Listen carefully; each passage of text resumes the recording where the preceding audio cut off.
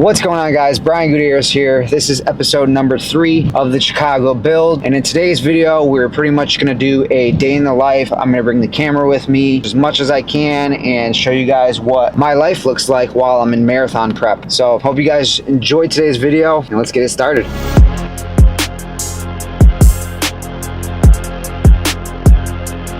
All right, so it's currently 8:30 a.m. right now. I just got home from work after a night shift, and that is typically the shift that I work. And as soon as I get here, I usually grab the mail, head inside, and whip up some breakfast. For my morning meal, I usually like egg whites. I usually do 200 grams. So I just put the pan on there, tear it, weigh it out. Try to add some sort of vegetable to it to get some micros. And then I also like, for some carbs, 2 pieces of toast with some banana and peanut butter. If you guys are curious what kind of toast I like, it's usually the Ketos Nature's Own. One of the lowest calorie breads that I had seemed to found that's still kind of thick as far as the size of the slice. Gonna go ahead and whip this up. We're gonna enjoy this first meal of the morning.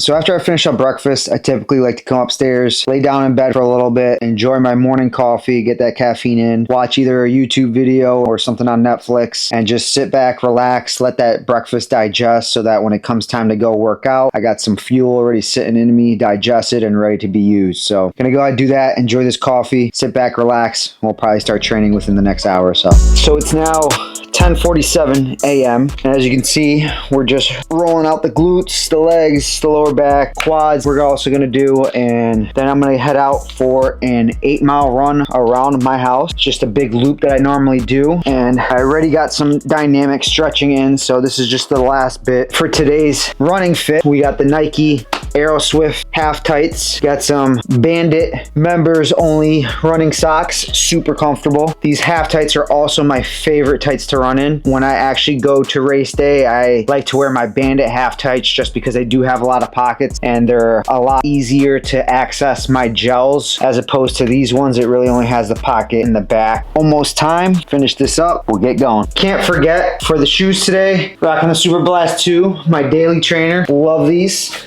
Got my headphones, AirPods, and it's looking kind of gloomy out, kind of cloudy, so we're not going to be wearing any sunglasses like I normally would. But you already know that if you follow me on Instagram, majority of my runs are done shirtless. It's the best way, in my opinion, to run. You don't get a sweaty shirt, nothing like that. I'm gonna take some sips of some BPN electrolytes, 5 grams of creatine monohydrate inside, throw it in the fridge, and then I'll drink the other half when I come back from my run.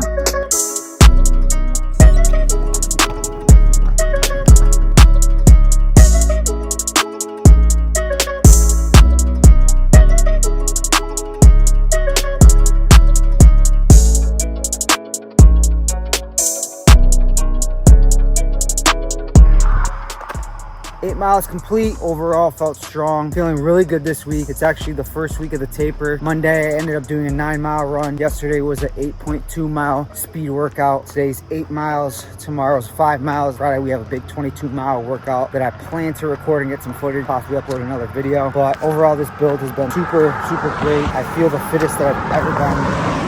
And the proof is in the training block. I've hit paces that I've never hit before. Some of them beyond what was expected of me by my coach. So it feels so good to be going to Chicago feeling the most fittest that I've ever been. And honestly, I'm so ready and I'm so fired up to come for a PR. I'm trying to get under a 253, as I've said in previous videos. And if you remember back, or if you guys been following me when I started posting videos from my first build for the Hartford Marathon, I said that my main goal was to eventually qualify for the Boston Marathon. And that's still a goal of mine. Didn't end up PRing at Clearwater. In the moment it sucked, but day after day after day, continued to grind. I started training. These is kind of what like my days have looked like. Just staying consistent, hitting my workouts, running, lifting, eating good, really just chipping away ultimately to achieve this goal. And the reason why I'm bringing this up is because I did apply for the Boston Marathon for 2025. I kind of figured that I wasn't going to get in because although I qualified, I knew from last year that the cutoff time didn't meet my standard of 256 96 from Hartford, so I figured this year would be even harder. 2025, they're only taking applicants who hit under 6 minutes and 51 seconds of their qualifying time. And while I really want to run Boston, this is just more fuel. Got my notice of non-acceptance today. This morning, right after I finished my run, I saw it. I'm going to print that email out and I'm going to stick that right on my board in my kitchen so I see it every morning and I know what I have to chase, and then keep it as a reminder. I'm going to achieve this goal. I'm going to get it, whether it comes at Chicago where I get a pretty good time, but all I know is I'm going to make it happen. I'm not going to stop until I get it. Just wanted to mention that to you guys real quick. You know, don't get unmotivated if you don't hit your goals right away. Keep chasing them, keep getting after them. No doubt you guys will achieve them as long as you stay consistent. Gonna go ahead, eat up, get ready for my next training session. We're gonna stay busy and get after it. All right, so showered up after that run. We are getting prepared to eat the next meal before I go to the gym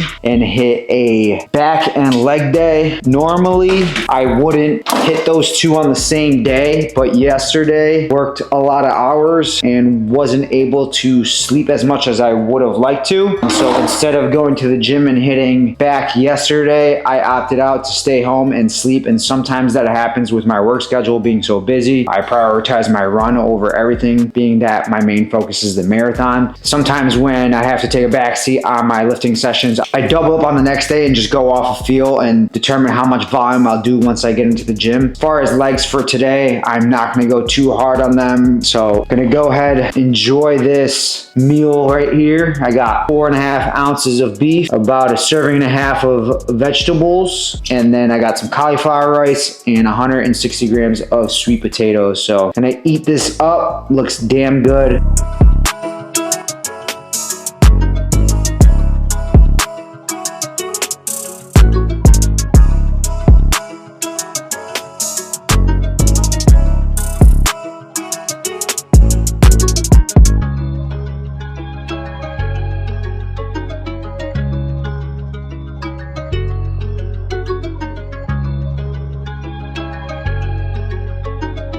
Workout complete. I'm back home in the kitchen. After the gym, I went to Trader Joe's, picked up some groceries. Now cooking some food. Got some ground turkey patties. Those are the caramelized onion ones from Trader Joe's. And then in the air fryer, just finished up some spicy cauliflower with some peppers. So not gonna eat this right now. I have to go to a chiropractor appointment to get my back adjusted, get it compressed, and then also get my legs compressed. Helps with recovery, and it's something that I do every week. Honestly, I'm also feeling pretty tired. As you guys know, I said I worked night shift. I haven't gotten any sleep yet, and I've just been running on caffeine. As soon as I get back from my back appointment, I'm gonna eat this and then probably take a long nap. All right, just getting to the appointment, 5 p.m. Crazy how much time's gone by. I feel like I didn't really do much, but I mean, we did spend the whole day kind of like just training, preparing foods and eating, a little bit of relaxing. Sometimes it just blows my mind. Going inside here, called Back to Motion. Takes about 25 minutes or so, 30 minutes. It's part of the protocol, part of the Chicago build.